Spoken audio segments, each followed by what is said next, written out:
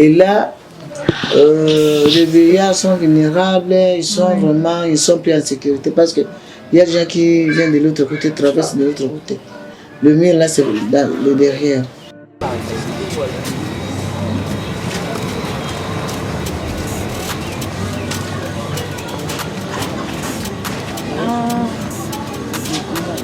Ah oui, là on est dans la rue. Et puis les gens traversent, ils vont. C'est comme ça, là où il y a ça là. De là-bas. Là-bas. Ah. Là où il y a que...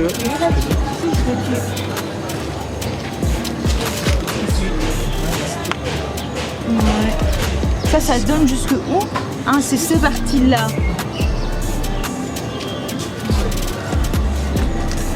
Nous avons encore un problème, notre cuisine là.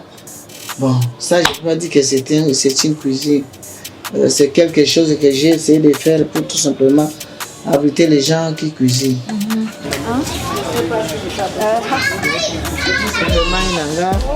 Et quand il pleut, l'eau pénètre et le peu s'éteint parce qu'on peut pas avec le bout. Et puis ça, ce sont des habitations. Ça, c'est des habitations. Ouais. Alors là, vous voyez comment ça se fait.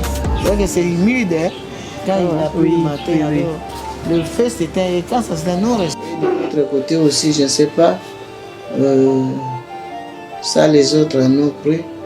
Là, les gens qui sont là-bas, normalement, ils sont toujours assis, il n'y a pas de mouvement.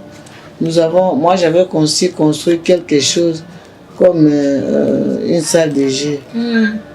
On puisse mettre pour les occuper, les mains peuvent être tricoter, coudre, et le papa, j'ai même aux cartes, à la dame, tout ça. Et tout ça, ça dépendra de vous. Et puis l'écologie aussi, c'est une bonne chose. Comme la dame qui était venue a dit, vous pouvez planter, tout ça. C'est un peu ça. En tout cas, vous êtes les bienvenus. Ça dépendra de vous. Ok. Ce que vous pouvez faire. Ce qu'on va faire avec Merdi, il repassera ici, l'ingénieur civil. Ouais. Et il a son entreprise de construction qui s'appelle Ingénio. Et c'est un groupe de jeunes ingénieurs dans tous les domaines de la construction. Et ce sont des partenaires de la fondation avec qui nous travaillons. Et ce qu'on viendra faire, c'est en fonction de ce que vous êtes sûr que les autres associations vont faire pour vous. Alors, vous allez juste nous dire, on a le plan de ça, ça, ça et ça, que c'est sûr et certain, les autres ils vont faire. Alors nous, on va travailler autour de ce qui manque à faire. Et là, moi, je pense que parce que les autres viennent, ils promettent. Oui, et ne font pas. Et ne viennent plus. Ouais. Là, je ne peux pas vous empêcher. Quand vous venez les premiers, vous prenez des projets, vous le faites, moi, je ne veux pas en disconvenir. Parce que si j'attends, parce qu'ils ont dit qu'ils vont faire ça, et s'ils ne viennent pas. Ok, donc on fera le plan général et on regardera.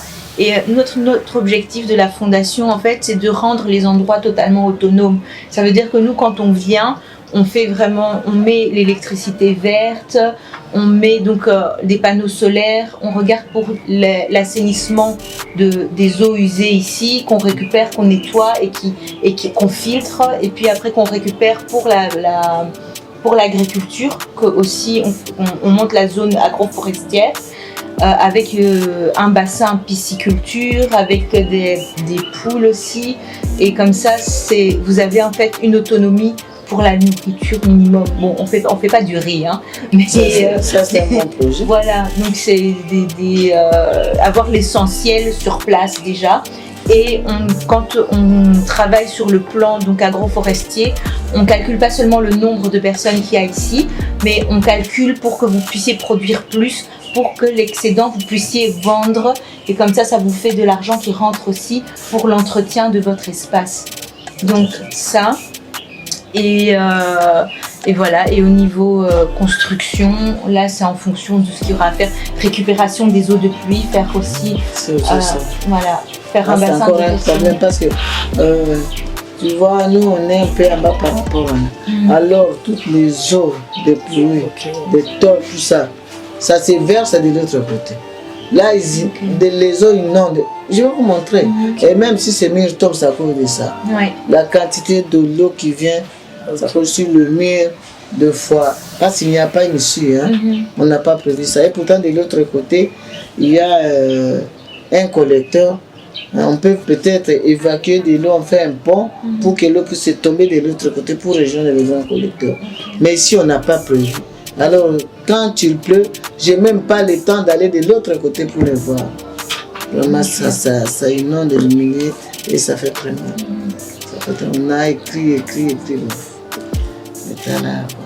Et quand vous avez aussi parlé d'activités, ce que la Fondation fait aussi, c'est de créer des activités sur place pour que ces activités soient rentables. Donc, par exemple, on peut mettre 2 machines à couture.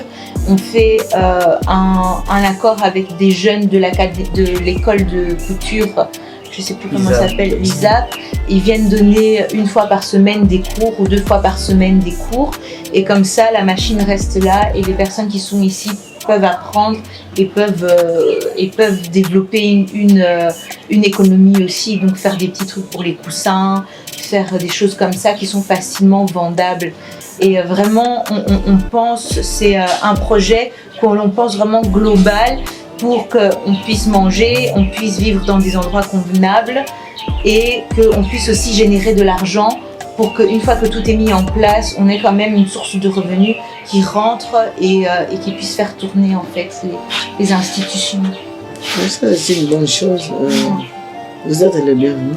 Okay. Parce que moi, j'ai dit ici, 2 fois, je n'aime pas dire que c'est un hospice ou un homme de vie. Moi, je préfère dire une résidence. Mais oui. Parce que je veux que tout le monde se retrouve.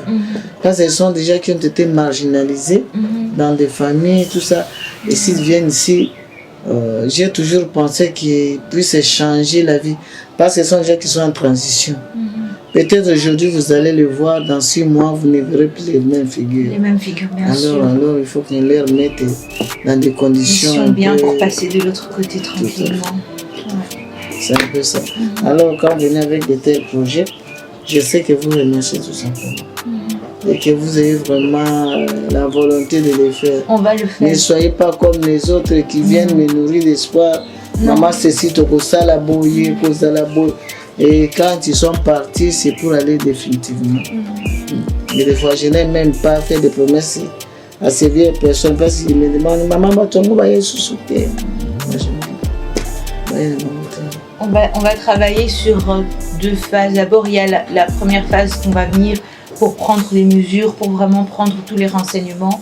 Après, il y a la deuxième phase qui est préparer tout en interne dans les bureaux, voir vraiment comment est-ce qu'on peut rendre ça viable.